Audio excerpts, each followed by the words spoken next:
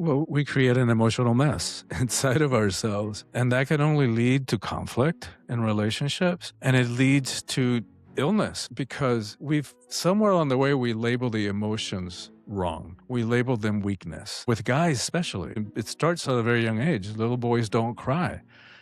But if we look at that as like, wait a minute, what's up with that? Why do only little girls cry? So there's a couple of implicit assumptions in that. A, the feminine is weakness because they have emotions, and B, that the emotions are bad. It's like, wait a minute, the emotions aren't good, they're not bad, they're not strength, they're not weakness, they're just energies, like everything else in creation. And if you want to talk about the feminine in terms of strength, it's like weakness. You want to talk courage, resilience, creativity. Let's talk about the power that resides in a female body. So, I mean, the discussion about the emotions is huge because what happens then is we repress them and we swallow them. Like everything in creation, it's energy. Energy cannot be destroyed. So just because we stuff those emotional energies, they don't go away. We can't sweep them under the rug.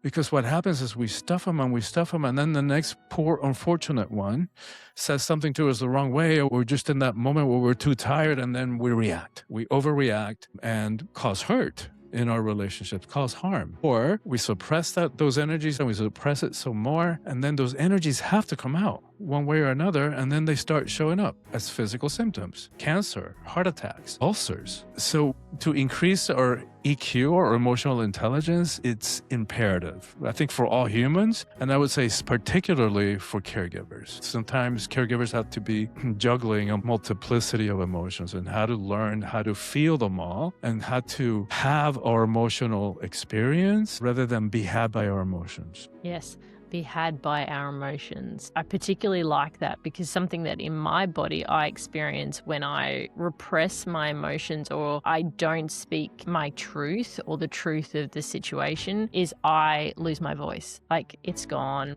I sound like a squeaky mouse at best, and I have to put so much energy and effort to project even that tiny amount. And sometimes, particularly when I was first starting, it could be months where I would not have a voice and I didn't comprehend or understand why. I didn't have a flu. I didn't have any of these illnesses that came with not having a voice. And what I found is that I could hum and speak. And it wasn't until I was able to work with a psychologist because my world was so massive. My children hemorrhaged really badly from their bowels, and so we were constantly in and out of hospital. They were fed with peg in their stomach because their bowels were so unkind to them. But it was a state of always being, is this food going to be okay for them? Is it not? Them having to learn how to eat. And I didn't realize that I wasn't vocalizing how I felt. I had this pressure of the world that I was a caregiver. It was my responsibility. I had these children.